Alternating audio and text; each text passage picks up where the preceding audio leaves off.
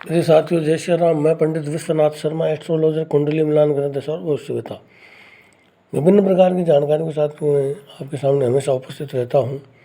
और आज का एक विशेष वीडियो जो हमारा विषय चल रहा है कि द्वादश भाव में कौन कौन से ग्रहों का क्या क्या फलादेश जानना चाहिए।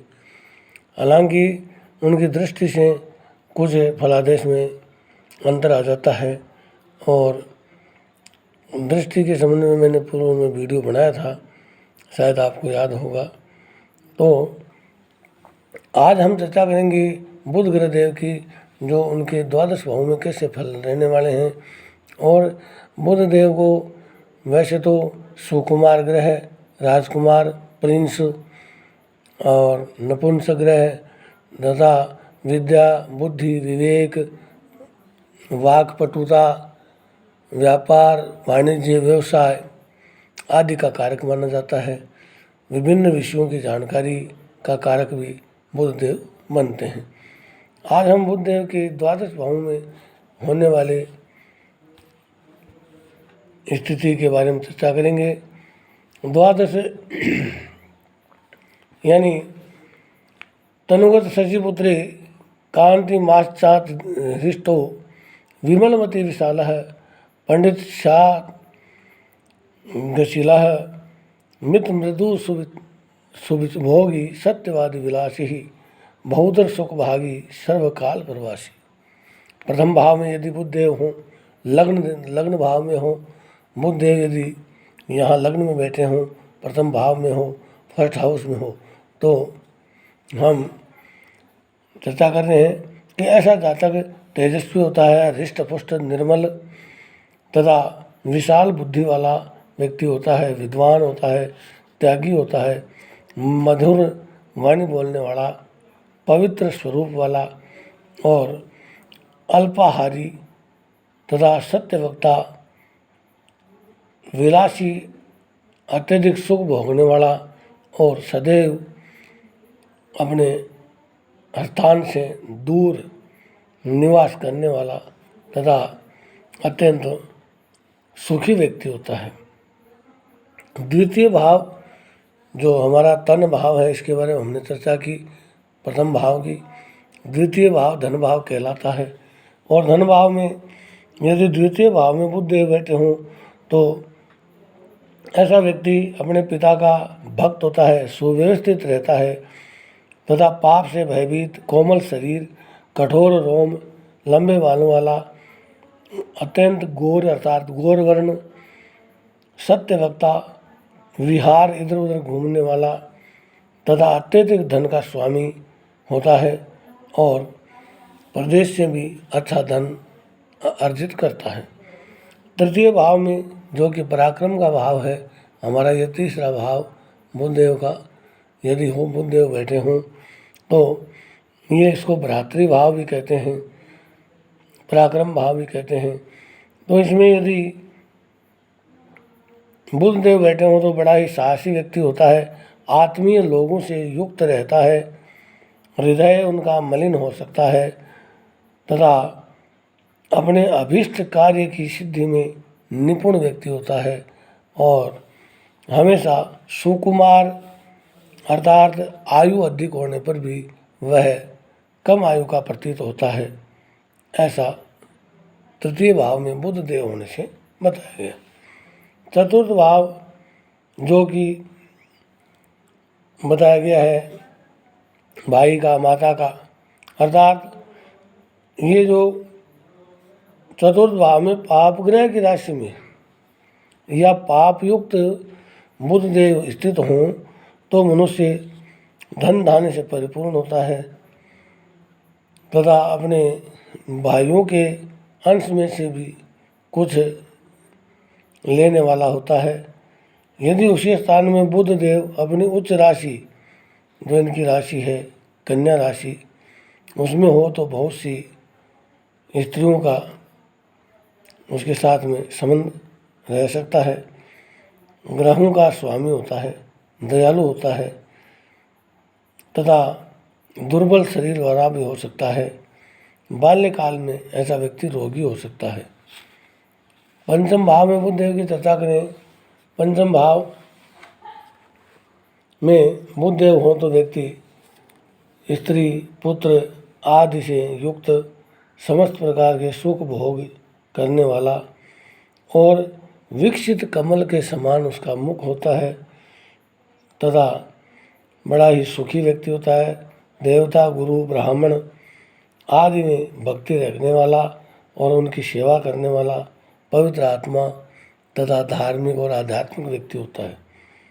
छठे भाव में यदि बुधदेव स्थित हों, यदि बुधदेव वक्री हों तो शत्रु पक्ष से भय उत्पन्न कराने वाला, शत्रु पक्ष में भय उत्पन्न हो जाता है।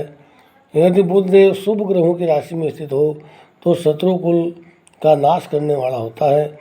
और ये छठा भाव भी बुधदेव यदि बैठे हों जातक की कुंडली में तो बहुत ही शुभदायक माना जाता है तथा इस भाव में भी व्यक्ति अपने शत्रुओं पर विजय हासिल करता है तथा निरोग बना रहता है। सप्तम भाव में बुधदेव हो तो चंचल बुद्धि और मंद दृष्टि हो सकती है। शुभ ग्रह की राशि में यदि बुधदेव बैठे हों तो व्यक्ति विशिष्ट कुलीन परिवार में उत्पन्न होता है और कुलीन कन्या का पति होता है। बहुत ही सुंदर योग और यहाँ भी उनका दाम्पत्य जीवन पूरे जीवन पर्यंत बड़ा ही सुखमय व्यतीत होता है। यदि अष्टम भाव में बुधदेव बैठे हों तो ऐसा व्यक्ति सत्यवादी होता है, कुछ कृपण व्यक्ति होता है, अतिथियों का स्वागत करने वाला। बुध पाप ग्रह से युक्त यदि हो और शत्रु राशि में स्थित हो तो काम वासना के प्रबल वेग से मनुष्य अपना पतन कर लेता है और ऐसे व्यक्ति पे कलंक भी लग सकता है। परंतु यदि बुधदेव उच्च राशि में बैठे हों तो ऐसा व्यक्ति सुकुमार योग वाला व्यक्ति होता है।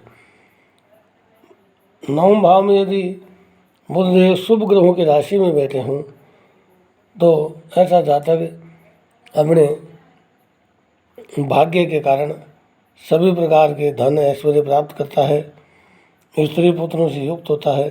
और यदि पाप ग्रहों की राशि में स्थित हो तो व्यक्ति कुमार्ग पे चलने वाला, वेदों की निंदा करने वाला तथा परिश्रमी पुरुष होता है। दसम भाव में यदि बुधदेव बैठे हों और दसम भाव कर्म का भाव तो ऐसा व्यक्ति गुरुजनों वरिष्ठ लोगों तथा सामाजिक कार्यों के हित में हमेशा अपना जीवन लगाता है। गुरुजनों का और वरिष्ठ लोगों का वह सम्मान करता है, बड़ा ही धनवान होता है। बाहुबल से धन गाड़ी भवन आदि अर्जित करने वाला व्यक्ति होता है, धनाढ्य व्यक्ति होता है और सीमित बोलने वाला व्यक्ति होता है। यदि 11वें भाव में बुधदेव बैठे हों तो ये भाव भी बहुत ही अच्छा बुधदेव के लिए है, क्योंकि बुधदेव तो सभी राशियों में अच्छा ही फल देते हैं। ये एक ऐसे ग्रह हैं जो हर भाव में, हर घर में, हर हाउस में बैठ करके अच्छा ही फल देते हैं, क्योंकि इनकी किसी से ना तो दोस्ती है ना बैर है, अर्थात सभी इनके मित्र हैं। 11वें भाव में बुधदेव हों तो जातक वेदों का अनुयायी होता है, अपने कुल का हित चिंतक होता है, शारीरिक दुर्बलता हो सकती है, अधिक धन कमाने वाला और एक से अधिक स्त्रियों का स्वामी भी हो सकता है या अन्य कोई कारण हो सकता है। सुंदर नीलवर्ण के शरीर, नीलवर्ण जैसा इनका शरीर होता है और गुणग्राही नेत्रों वाला, अर्थात गुणों को प्राप्त करने वाला ऐसा व्यक्ति कहा जाता है। यदि 12वें भाव में बुधदेव हो तो मनुष्य ऐसा जातक विकलांग हो सकता है, निर्धन हो सकता है, पराई स्त्री एवं धन में आसक्त हो सकता है, स्वयं धनवान तो होता है लेकिन अपने व्यसन आदि से या नशा आदि से रहित रहने वाला सदैव कृतज्ञ व्यक्ति होता है। इस प्रकार से हमने आज बुद्ध देव के बारे में जाना कि कैसे इनके फलादेश रहने वाले हैं। और बुद्ध देव सुकुमार ग्रह है, बहुत ही अच्छे ग्रह और सभी घरों में बैठ करके उत्तम फल प्रदायक माने जाते हैं। मेरे यूट्यूब चैनल को लाइक, शेयर और सब्सक्राइब अवश्य कीजिए साथियों। पुनः एक बार मैं उन सभी श्रोताओं का, दर्शकों का, माताओं का, बहनों का, भाइयों का हृदय की गहराइयों से, हृदय तल से आभार और धन्यवाद ज्ञापित करता हूं, जो मेरे इन वीडियोज़ को देखते हैं।